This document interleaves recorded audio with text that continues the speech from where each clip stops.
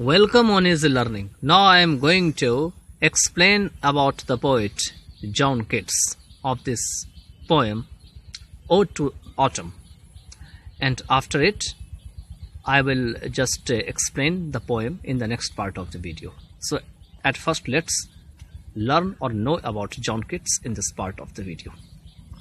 तो चलिए जानते हैं जॉन किट्स के बारे में इस पार्ट जो है वीडियो का। उसमें जॉन किट्स जो है इनका जन्म 1795 में हुआ था और इनका डेथ जो है वो 1821 में हुआ था।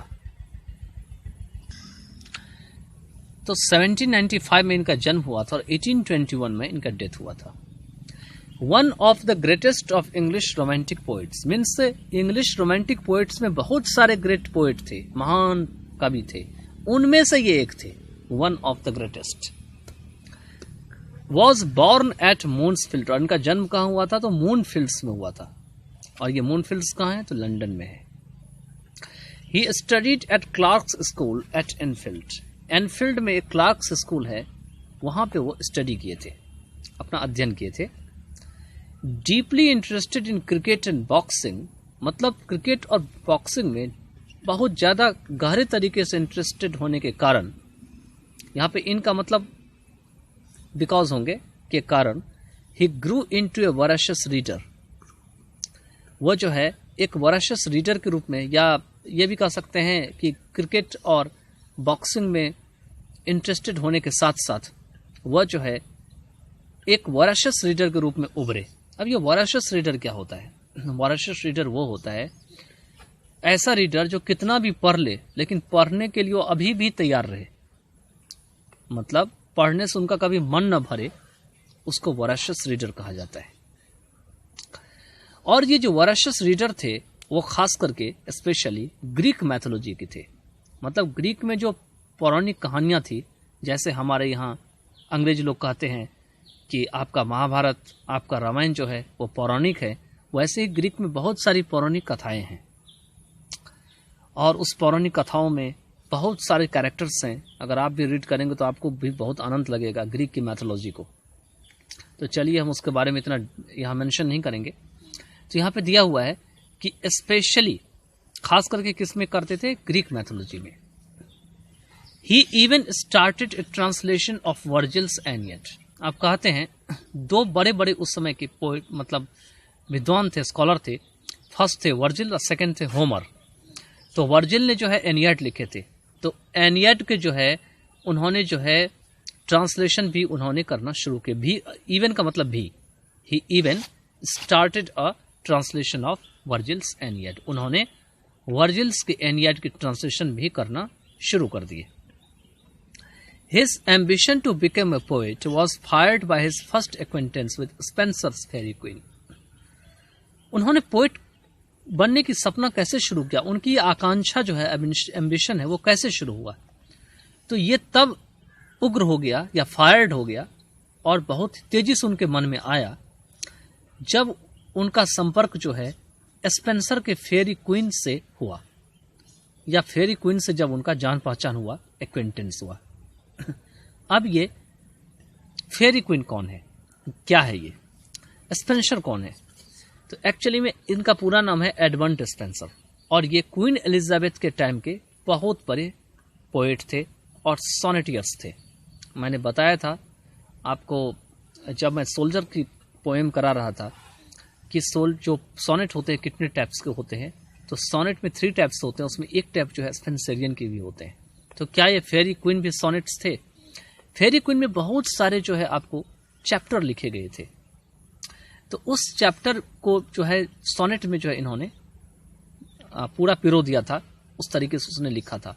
तो जब ये जो हमारे जॉन किट्स है ये फेरी क्वीन को रीड किए स्पेंसर की, तो फेरी क्वीन को रीड करने के बाद जो है इनके मन में ये लालसा जगी, अंदर से एक मतलब एक चिंगारी सा निकला, फायर हुआ कि वो भी जो है कवि बन जाए।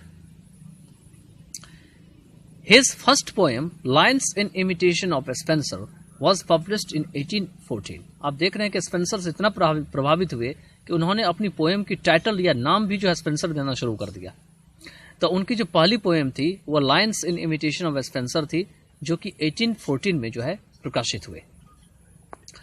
His first volume of poetry entitled poems was published in 1817। उनकी जो पहली जो एंटाइटल्ड पोएम्स थी, एंटाइटल मतलब जिनका नाम दिया गया था, ठीक है, उनकी जो पहली जो वॉल्यूम थी या कृति थी, उनका जो एक भाग था, वो 1817 में प्रकाशित किया गया। His poem Endymion was well appreciated by Wordsworth. उनका जो पोएम एंडिमियन था, उसका वर्ड्सवर्थ के द्वारा बहुत अच्छे तरीके से प्रशंसा किया गया था। इट वॉज पब्लिश्ड इन 1818, और ये जो एंडिमियन है इसको 1818 में पब्लिश किया गया। His odes on indolence, on a Grecian urn, to Psyche, to a nightingale. तो कहते हैं जो उनके ओड्स हैं, सबसे पहले बता देते हैं ओड क्या होते हैं। ओड होते हैं जब हम किसी व्यक्ति या किसी चीज के बारे में हम उनका जो है नाम लेते हैं, उनका गीत गाते हैं या उनके बारे में हम बताते हैं, तो उसी को जो है ओड कहा जाता है। तो उन्होंने बहुत सारे ओड लिखे थे, उसमें से कुछ उन्होंने नाम दिया है, on indolence, on Grecian urn, to Psyche, to a nightingale, on melancholy and ode to autumn. ये सारे जितने भी हैं, इस सभी ने मिल करके made him great romantic poet of English literature. मतलब इंग्लिश जो साहित्य है, अंग्रेजी साहित्य है, इसके एक महान जो है रोमांटिक पोएट इनको बना दिए। अब देखिए ये रोमांटिक अर्थ क्या होता है। रोमांटिक अर्थ ये नहीं है यहाँ पर में रोमांस के टाइप में, जैसे लव अफेयर या लव के बारे में बातें करना, मजाक करना, ये रोमांटिक नहीं है। रोमांटिक का यहाँ अर्थ है कि जब रोमांटिसिज्म इंग्लैंड में आया था, तो उस समय जो है इसको चालू किया था, शुरू किया था विलियम ब्लेक ने। विलियम ब्लेक पहले रोमांटिक पोएट थे उस समय, जिन्होंने songs of innocence, songs of experience आदि लिखे थे। और भी बहुत सारे हैं, तो इतना तो ज़्यादा मैं आपको एक्सप्लेन नहीं करूंगा, लेकिन मैं बता देना चाहता हूं कि रोमांटिक अर्थ एक्चुअली में होता क्या है। तो रोमांटिक अर्थ होता है नेचर के बहुत करीब रहना, नेचर के ऊपर लिखना, नेचर में जितनी भी चीज़ें अवेलेबल है उसको अपनी लाइफ से कनेक्ट करके लिखना।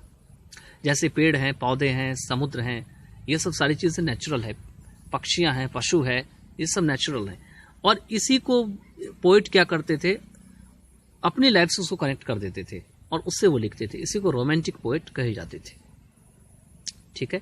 तो रोमांटिसिज्म जो है यही है, और रोमांटिक पोएट वो होते थे जो पोएट इस पीरियड में, मतलब जब तक ये चला तब से लेकर के और लास्ट तक जो लेटर रोमांटिक पोएट मतलब पोएट थे, तब तक जो है इन्होंने नेचर को जो है कनेक्ट करके अपने ऊपर लिखे।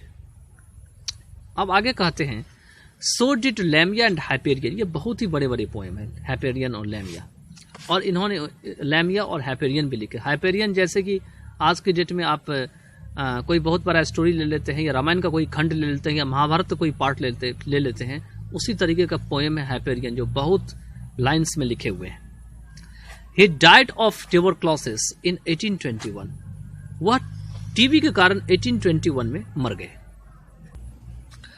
तो वो टीबी के कारण, टीबी होते हैं क्षय रोग, ये टीबी का फुल फॉर्म है ट्यूबरक्लोसिस। तो टीबी के कारण या क्षय रोग के कारण 1821 में केवल 26 की उम्र में एट द एज ऑफ वो मर गए। But within this short span of life he was able to achieve greatness. लेकिन इतने ही कम समय में, अपने जीवन काल में, शॉर्ट स्पेन में, वह जो है इतनी महानता को जो है हासिल कर सके या हासिल कर पाए, was able to achieve greatness. His poems and letters have depth beneath their beauty and reflect his awareness of the pains and sufferings of life। उनको जो पोएम्स और लेटर्स जो उन्होंने लिखे थे, इनमें बहुत ही गहरी बात कही गई है, और वो गहरी बात जो है उनकी ब्यूटी के नीचे आकर के बैठ जाती है, beneath their beauty and reflect his awareness। और उनकी जो अवेयरनेस है उसको भी बताती है, रिफ्लेक्ट करती है। अवेयरनेस का मतलब वो कितना चौकन्ना थे, कितना जागृत थे किसी चीज के लिए, और उनकी अवेयरनेस खास करके वो बताते थे कि ह्यूमन लाइफ में जो है क्यों सफरिंग होती है और क्यों पेन होती है ह्यूमन लाइफ में, मानव जीवन में, सफरिंग्स ऑफ लाइफ और पेन। तो इनके पोएम में आपको पेन और सफरिंग्स ऑफ लाइफ भी आपको मिल जाएंगे। To him a thing of beauty is a joy forever. उनके लिए ब्यूटी का जो मतलब होता है वो सदा के लिए आनंद होना, is a joy for ever. And beauty is truth, truth beauty. और कहते हैं कि ब्यूटी ही सत्य है और सत्य ही ब्यूटी है। मतलब सुंदर ही जो है वो सत्य है और सत्य ही सुंदर है। In the poem ode to autumn, Keats describes the beauty and characterized spirit of autumn. Ode to autumn में किट्स जो है वो ऑटम की जो स्पिरिट है, जोश है, उसके बारे में विशेषता बताते हैं और उनकी जो ब्यूटी है, सुंदरता है, उनका वर्णन करते हैं। कैसे करते हैं? In a series of memorable picture, मतलब काफी एक यादगारी पिक्चर की श्रृंखला में, सीरीज में। Exhibiting the principle of beauty in nature, और नेचर में जो ब्यूटी के जो सिद्धांत है, प्रिंसिपल है, उसको दिखाते हुए। एग्जिबिट मतलब दिखाना। तो I hope that you would have understood about the poet John Keats in a very well order, and you would have also understood a very basic background about John Keats. In the next part of the video, I will explain the poem, and I will also explain a little bit again about John Keats before starting the poem, and then I will explain the poem.